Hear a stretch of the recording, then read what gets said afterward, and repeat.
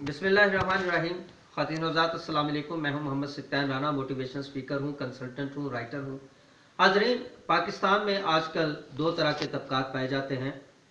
एक तबका वो है जो कि जो मेटाफिज़िकल माफ़ौकुल फ़ितरत और इल्हाम पे बहुत यकीन रखता है, और इस वजह से वो पूरा ज़ोर देता है दुआ पे कि दुआओं से ये मुल्क बना, दुआओं से ऐसे हुआ, दुआओं से वैसे हुआ, और दुआओं से कामयाबियां इंसान को मिल सकती हैं।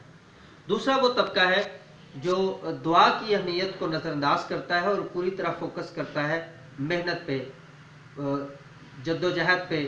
तो उसका सारे के सारा फोकस इस बात पे होता है कि इंसान जो चाहे कर सकता है। मैं आज अपने व्यूअर्स को एक ऐसा कॉन्सेप्ट देना चाहता हूं जो मेरे नज़दीक सबसे ज़्यादा हकीकत के करीब है, और इंसान के अकीदे का एक लाजमी जुज़्व अगर बन जाए तो इंसान के लिए कामयाबियों के रास्ते खुल सकते हैं। और वो कॉन्सेप्ट ये है कि दरअसल कामयाबी जो है वो जहाँ पर अपनी मेहनत पे मुनहसर होती है, वहाँ पे दुआ की अहमियत को नज़रअंदाज नहीं किया जा सकता। इसी तरह दूसरी तरफ अगर ज़िंदगी में मेहनत का उनसर शामिल ना हो, महज दुआओं पे और तकदीर पे यकीन करके बैठा जाए, तो फिर भी ज़िंदगी कामयाब तरीके से नहीं गुजारी जा सकती। दरअसल इंसान का काम यह है, और बिलखसूस एक मुसलमान का यह काम है, कि उसको अपनी पूरी सलाहियतों को बरूए कार लाना चाहिए, बदरजे उत्तम उनका इस्तेमाल करना चाहिए। अपनी तमाम तर कोशिशों काविशों के बाद उसे इस बात पर यकीन और भरोसा होना चाहिए कि मेरी काविशें इस कदर अहम नहीं, मेरी काविशें जो मैं कर सकता था उनकी एक ख़ास हद तक अहमियत है। उसके बाद कामयाबी अल्लाह तबारक व तआला के हाथ में है। जब ये एहसास पैदा होगा तो यकीनन वो आजिज़ी के साथ, वो बेबसी के साथ अल्लाह के सामने, अल्लाह के हुजूर हाजिर होकर दुआ करेगा कि ऐ अल्लाह, मैं इस काबिल नहीं, मेरी कोशिशें काविशें अपनी जगह पर, लेकिन अगर तेरी बारगाह में इन्हें कबूलियत का शर्फ हासिल ना हो तो फिर कामयाबी नामुमकिन है। लिहाजा मेरी दुआ को अपनी बारगाह में कबूल फरमा और मुझे कामयाबियों से नवाज दे। तो बात करने का मकसद यह है कि इंसान को ना तो मटेरियलिज्म की तरफ इतना झुकाव रखना चाहिए, और ना ही दूसरी तरफ नॉन रियलिस्टिक गैर हकीकी हद तक माफोकल फितरत चीज़ों पे बिलीव कर लेना चाहिए। क्योंकि मैं अक्सर कहता हूं कि ऐसा अकीदा, ऐसा फेथ, ऐसा यकीन कि जिसकी बुनियाद कमज़ोर होती है, जो स्ट्रॉन्ग लॉजिक पे नहीं होता, वो यकीन, उस यकीन की इमारत किसी भी वक्त गिर सकती है। लेकिन जिस यकीन के पीछे मजबूत बुनियाद होती है, मजबूत तजर्बात और मुशाहदात होते हैं, वो अकीदा इतनी जल्दी बेराहरवी का शिकार नहीं हो सकता।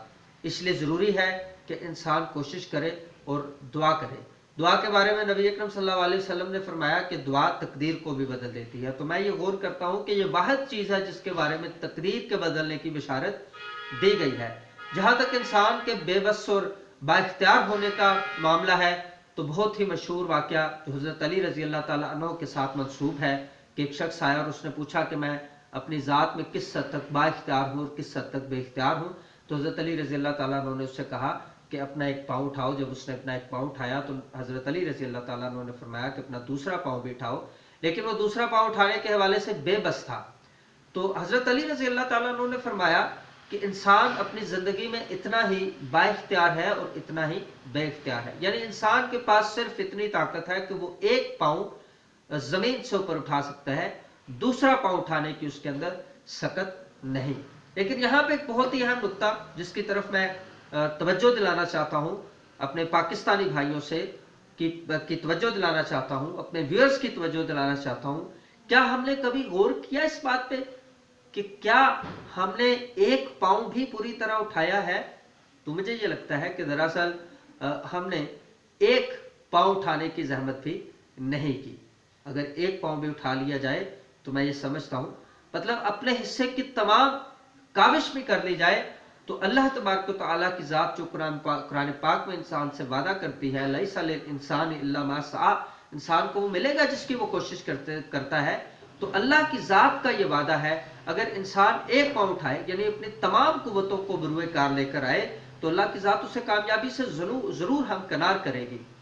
یہاں پہ یہ بات بڑی اہم ہے کہ جو لوگ ایک خاص طبقہ جو دعا اور نظر کرم اور بشارت اور اس طرح کی جو چیزیں ہیں صرف ان پہ فوکس کرتے ہیں، وہ قوم کو اس طرح کے موٹیویشنل سپیکرز بھی ہیں جنہیں میں سنتا ہوں، وہ اسٹریٹجی، پلاننگ، ٹیم ورک، ان کی اہمیت کو نظر انداز کرتے ہیں اور ان پہ بات ہی نہیں کرتے کہ کس طرح سے آپ کی زندگی میں ڈسپلن ہونا چاہیے، کس طرح سے پلاننگ ہونی چاہیے، کس طرح سے اسٹریٹجی ہونی چاہیے، کس طرح سے آپ نے اپنے لوگوں کو اپنے ساتھ لانے کے لیے ٹیم ورک کی صلاحیت کو پیدا کرنا ہے، کس طرح سے آپ نے ایک دوسرے پر اعتماد کرنا ہے، کس طرح سے اگر ایک جگہ سے کامیابی نہیں مل رہی تو آپ نے اپنا گول وہی رکھنا ہے لیکن اپنی پلاننگ میں تبدیلی کرنی ہے. یہ ساری ایسی چیزیں ہیں کہ جن کی طرف موٹیویشنل سپیکرز بالخصوص پاکستانی موٹیویشنل سپیکرز زیادہ توجہ نہیں دیتے جو میں اب تک سنتا ہوں.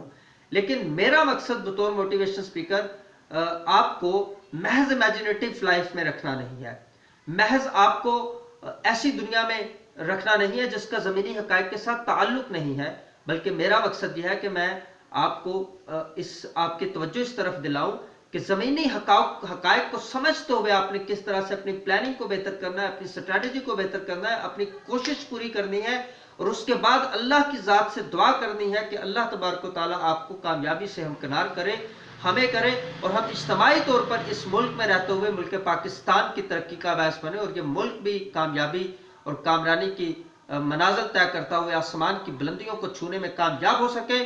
تو یہ میری جتنی آپ کو موٹیویشنل لیکچرز ملیں گے، سپیچز ملیں گی، اس میں ایسی باتیں ضرور شامل ہوں گی. بعض لوگ کہتے ہیں جی کہ آپ نیگیٹو بات کرتے ہیں، تو میں یہ کہتا ہوں کہ جب تک آپ نیگیٹو کو نہیں دیکھتے، ایکسیپٹ نہیں کرتے، تسلیم نہیں کرتے، آپ پازیٹیوٹی کی طرف نہیں جا سکتے.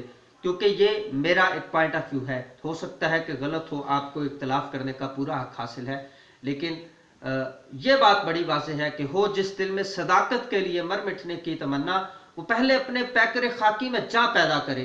تو جا پیدا کرنا پڑتی ہے تو پھر جو ہے وہ صداقت کے لیے لڑائی کی جا سکتی ہے، سچائی کے لیے ڈٹا جا سکتا ہے. خالی خولی باتیں کرنے سے نہ تو کامیابیاں ملتی ہیں نہ قومیں بنتی ہیں. اللہ آپ کا حامی و ناصر ہو. اجازت دیجیے. محمد سفتح رانا.